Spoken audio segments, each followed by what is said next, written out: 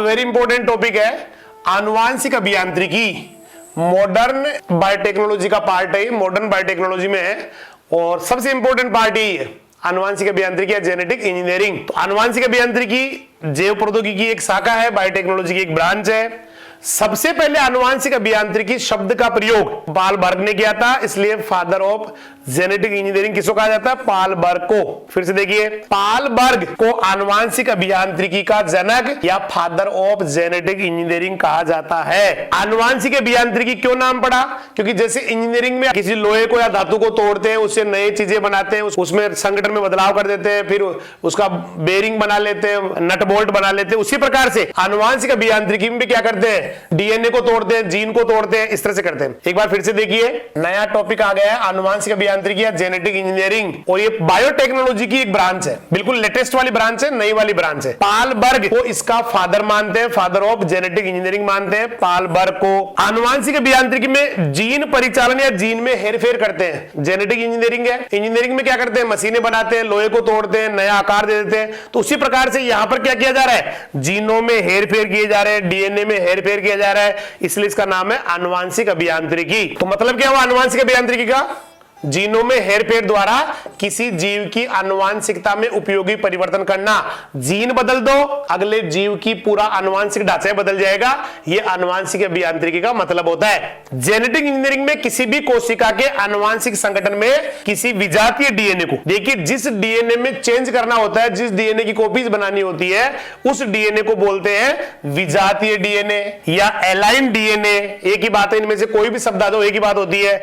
Foreign DNA भी कहते हैं उसको, वांछित डीएनए भी कहते हैं, डिजायर्ड डीएनए भी कहते हैं, टारगेट डीएनए भी कहते हैं, लक्ष्य डीएनए भी कहते हैं, पैसेंजर डीएनए भी कहते हैं, यात्री डीएनए भी कहते हैं, सोर्स डीएनए भी कहते हैं, स्रोत डीएनए भी कहते हैं, सिंथेसाइजिंग डीएनए भी कहते हैं या संश्लेषित डीएनए भी कहते हैं। इसका प्रयोगशाला विधि द्वारा प्रवेश करके और कृत्रिम रूपांतरण करते हैं। तो जिस डीएनए में रूपांतरण करना है, जिस डीएनए में चेंज करना है, उस डीएनए के बहुत सारे नाम हैं। उसको विजातीय डीएनए या एलाइन डीएनए, फॉरेन डीएनए, वांछित DNA, desired DNA, target DNA, लक्ष्य डीएनए, पैसेंजर डीएनए, यात्री डीएनए, सोर्स डीएनए, स्रोत डीएनए, सिंथेसाइजिंग डीएनए या संश्लेषित डीएनए कहते हैं। और इस डीएनए का प्रायोगिक विधियों द्वारा प्रवेश करके इसका कृत्रिम रूपांतरण किया जाता है। तो जेनेटिक इंजीनियरिंग में क्या किया जा रहा है? एक शब्द में बोले तो डिजायर्ड डीएनए में चेंज किए जा रहे हैं या फॉरेन डीएनए में चेंज किए जा रहे हैं। जेनेटिक इंजीनियरिंग की सबसे आधुनिक विधि है पुनर्संयोजी डीएनए। देखिए पुनर्संयोजी डीएनए क्या होता है? जो डीएनए जिसकी हम बात कर रहे थे, डिजायर्ड डीएनए, फॉरेन डीएनए, उसको उस डीएनए को एक वेक्टर डीएनए से जोड़ दिया जाता है, वाहक डीएनए से जोड़ दिया जाता है। और दोनों डीएनए, ये डिजायर्ड डीएनए, ये वेक्टर डीएनए, वाहक डीएनए, दोनों को जोड़ने के बाद जो नया डीएनए बनेगा उसको बोलते हैं पुनर्संयोजी डीएनए या रिकॉम्बिनेंट डीएनए। और इस तकनीक को बोलते हैं रिकॉम्बिनेंट डीएनए टेक्नोलॉजी। तो आजकल की जो लेटेस्ट जेनेटिक इंजीनियरिंग की जो सबसे आधुनिक विधि है वो है पुनर्योजी डीएनए तकनीक या रिकॉम्बिनेंट डीएनए तकनीक। इस तकनीक में क्या करते हैं? जीन के साथ हेरफेर करके किन्हीं दो स्रोतों से लिए गए डीएनए को जोड़ के संरचना में परिवर्तन किया जाता है। मींस एक डिजायर्ड डीएनए, दूसरा वाहक डीएनए, दोनों को जोड़ के संरचना बदल दी जाती है।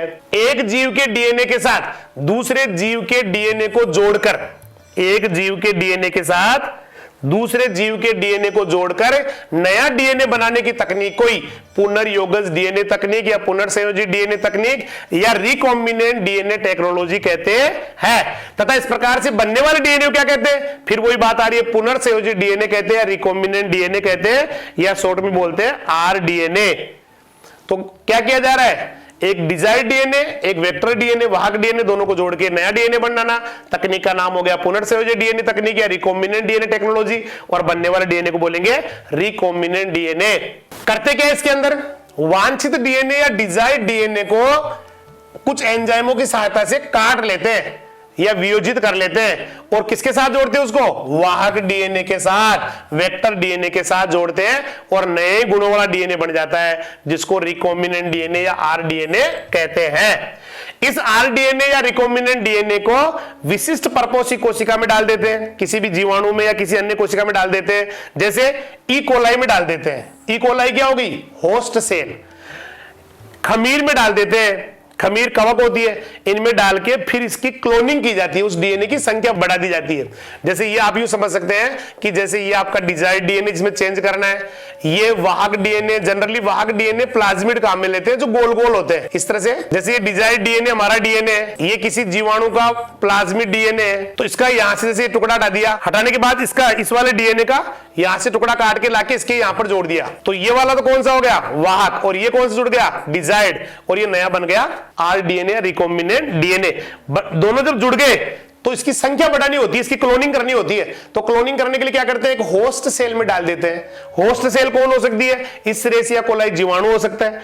होस्ट सेल और कौन हो सकती है, खमीर या यीस्ट हो सकता है, या कोई दूसरा जीव हो सकता है। सबसे पहले रिकॉम्बिनेंट डीएनए टेक्नोलॉजी की खोज की थी स्टैनले कोहेन और हर्बर्ट बोयर। बहुत इंपॉर्टेंट प्रश्न है कि रिकॉम्बिनेंट डीएनए टेक्नोलॉजी की खोज किसने की, पुनर्योगज डीएनए तकनीक किसने खोजी, तो इसकी खोज करने वाले थे स्टैनले कोहेन, हर्बर्ट बोयर। बहुत इंपॉर्टेंट प्रश्न है, रिकॉम्बिनेंट डीएनए टेक्निक की खोज स्टैनले कोहेन और हर्बर्ट बोयर ने की थी। इन दोनों ने, स्टैनले कोहेन और हर्बर्ट बोयर ने क्या किया, डीएनए को रेस्ट्रिक्शन एंडोन्यूक्लियेज एंजाइम से काट दिया। काटने के लिए कौन से एंजाइम काम में लेते हैं, जैसे ये डीएनए है और आपको यहां से काटना है, तो कौन से एंजाइम काम में लेते हैं काटने के लिए, रेस्ट्रिक्शन एंडोन्यूक्लियेज। तो इन्होंने क्या किया, रेस्ट्रिक्शन एंडोन्यूक्लियेज एंजाइम से इसको काट लिया, काट के इसका एंटीबायोटिक रेजिस्टेंट जीन प्राप्त कर लिया, और फिर ले जाके इसको साल्मोनेला टाइफीम्यूरियम से प्राप्त प्लाज्मिड डीएनए, प्लाज्मिड डीएनए कैसा होता है, गोल होता है, उस डीएनए के साथ जोड़ दिया। वांछित डीएनए को इन्होंने किससे काटा, रेस्ट्रिक्शन एंडोन्यूक्लियेज एंजाइम से।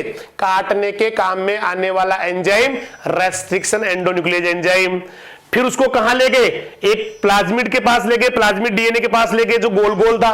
वो प्लाज्मिड डीएनए किससे लिया हुआ था, वो साल्मोनेला से प्राप्त किया हुआ था, एक्स्ट्रा क्रोमोसोमल डीएनए था। उन दोनों को लाइगेज से जोड़ने के काम आने वाला एंजाइम लाइगेज एंजाइम होता है। तो लाइगेज की सहायता से उन्होंने जोड़ दिया, तो दो डीएनए को जोड़ दिया गया है, एक तो डिजायर्ड डीएनए और दूसरा वेक्टर डीएनए या प्लाज्मिड, तो दोनों को जोड़ दिया।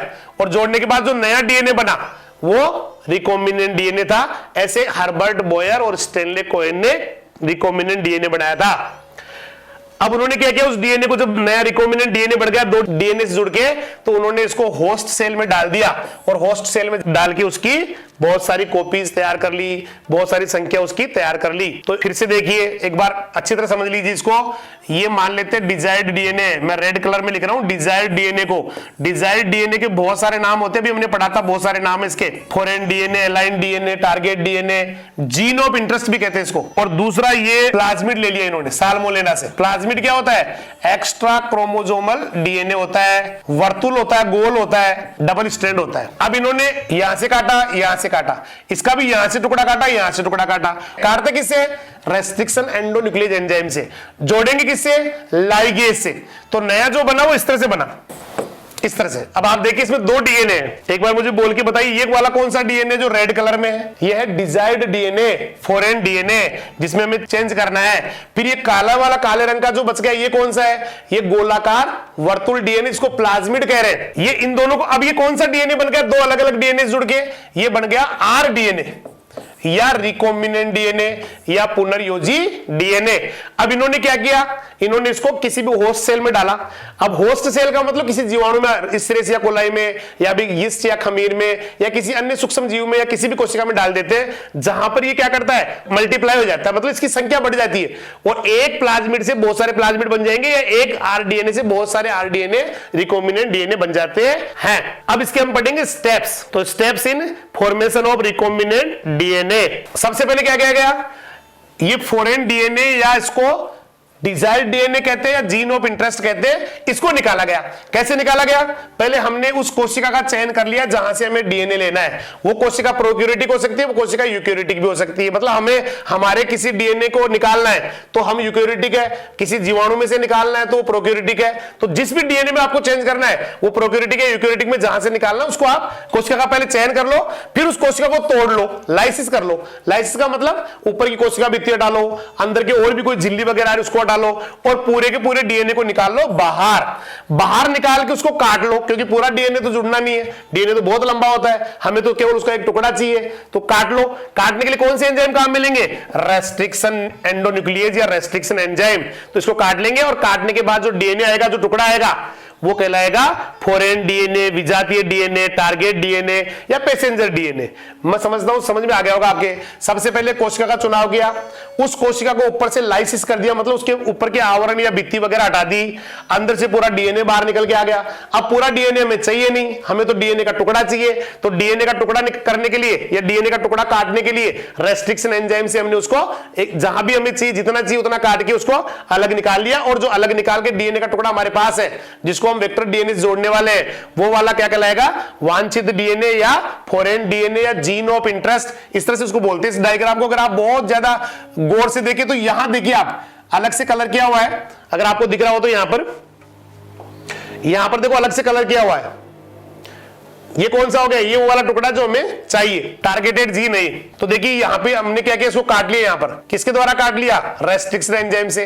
अब ये जो कलर किया हुआ था ना, देखिए अलग से कलर दिख रहा है इसका, ये वाला जो है ये हो गया टारगेट डीएनए या जीन ऑफ इंटरेस्ट या वांछित डीएनए, और बाकी टुकड़ों को हमने अलग कर दिया। अब दूसरी तरफ देखो सेकंड प्रोसेस में क्या करने वाले हम, अभी हमने क्या किया है, केवल टारगेट डीएनए को ले लिया है, इसमें वाहक या प्लाज्मिड का चुनाव करके रेस्ट्रिक्शन एंजाइम की सहायता से काट लिया गया। तो यहाँ पे वाहक या वेक्टर का चुनाव कर लिया, उसको काट लिया। अब क्या करेंगे, डीएनए लाइगेज एंजाइम की सहायता से विजातीय डीएनए कौन सा है? जीन ऑफ इंटरेस्ट, जिसका हमें कॉपीज बनानी है, जिसका जो हमें चाहिए, उस विजातीय डीएनए को या डिजायर्ड डीएनए को वाहक डीएनए के साथ जोड़ देंगे। और इस प्रक्रिया से जो नया डीएनए बना है, देखिए आप नया डीएनए बन गया, ये नया डीएनए बन गया। इसमें भी आप गौर से देखें तो ये वेक्टर डीएनए जो अलग कलर का है, फिर यहाँ पे देखो आप, यहाँ दूसरा कलर का आ रहा है, वो डिजायर्ड डीएनए है, वांछित डीएनए, ये वेक्टर डीएनए है। और ये अंदर जो जुड़ा हुआ पदार्थ अलग कलर का दिख रहा है, ये वांछित डीएनए या डिजायर्ड डीएनए। इसमें भी ऐसे ही है, ये वेक्टर डीएनए है, वाहक डीएनए, और अलग कलर किया हुआ पदार्थ ये कौन सा हो गया?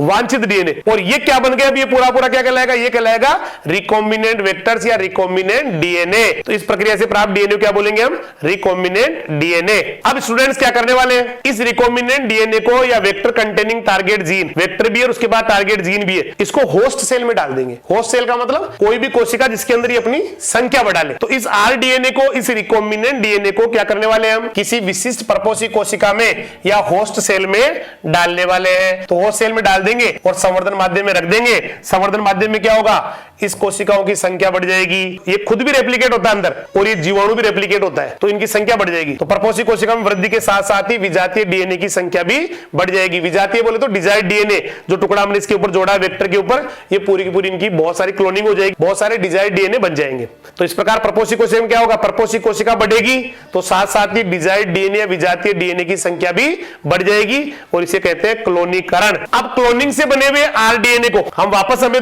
तो केवल टुकड़ा चाहिए, पूरा नहीं चाहिए, जो डीएनए हमने लगाया वही वापस चाहिए। तो क्या करेंगे, क्लोनिंग से बने हुए आरडीएनए में से रेस्ट्रिक्शन एंजाइम की सहायता से हमारा डिजायर्ड डीएनए वापस निकाल लेंगे, वेक्टर छोड़ देंगे, हमारा जो डिजायर्ड डीएनए उसको वापस निकाल लेंगे। और इस निकाले हुए डीएनए को किसी भी विधि से, बहुत सारी विधियां आती है, जिस कोशिका में आपको डालना है, जहां इसका फायदा लेना है, जहां इसका अभिव्यक्ति लेनी है, वहां ले जाके अंदर डाल देते हैं। एक बार फिर पूरी प्रोसेस को देख लीजिए। एक तरफ यूकेरियोटिक या प्रोकैरियोटिक कोशिका से डिजायर्ड डीएनए को निकाला जा रहा है। वो कैसे निकाला जा रहा है? पहले कोशिका को तोड़ा जा रहा है, लाइसिस किया जा रहा है उसको, फिर अंदर से डीएनए निकला। डीएनए में से भी पूरा डीएनए हमें नहीं चाहिए, उसका एक खंड चाहिए, उस खंड को हमने रेस्ट्रिक्शन एंजाइम से काट के निकाल लिया। रेस्ट्रिक्शन एंजाइम से देखिए टारगेट डीएनए आ गया, खंड आ गया। दूसरी तरफ हमने एक प्लाज्मिड या वाहक के रूप में कोई वर्तुल डीएनए ले लिया या प्लाज्मिड ले लिया, उसको भी हमने काट के उसका एक भाग बाहर निकाल दिया। और वाहक को, ये देखिए आप वाहक है, और ये अलग से कलर वाला कौन हो गया? टारगेटेड डीएनए और डिजायर्ड डीएनए। इन दोनों को जोड़ दिया, जोड़ने से जो नया डीएनए बना वो पुनर्योगज डीएनए या रिकॉम्बिनेंट डीएनए हो गया। रिकॉम्बिनेंट डीएनए को हमने क्या किया? एक होस्ट सेल के अंदर डाल दिया। होस्ट सेल जब बढ़ी, संख्या बढ़ी, देखो यहाँ कितनी होस्ट सेल होगी, एक सेल से कितनी बन गई? यहाँ 5 बन गई, ऐसे लाखों बन जाती है। तो जब ये लाखों बनी तो साथ साथ ही अंदर का हमारा डिजायर्ड डीएनए या वांछित डीएनए की भी लाखों कॉपियां बन जाएगी। उसको हम वापस निकाल लेंगे जीवाणु में से, और जिस कोशिका में आपको डालना है, जिस शरीर में आपको डालना है, जिस पौधे में आपको डालना है, वहां उसको ट्रांसफर करा देंगे। ट्रांसफर करने की बहुत सारी विधियां हैं जिनको हम आगे बढ़ेंगे।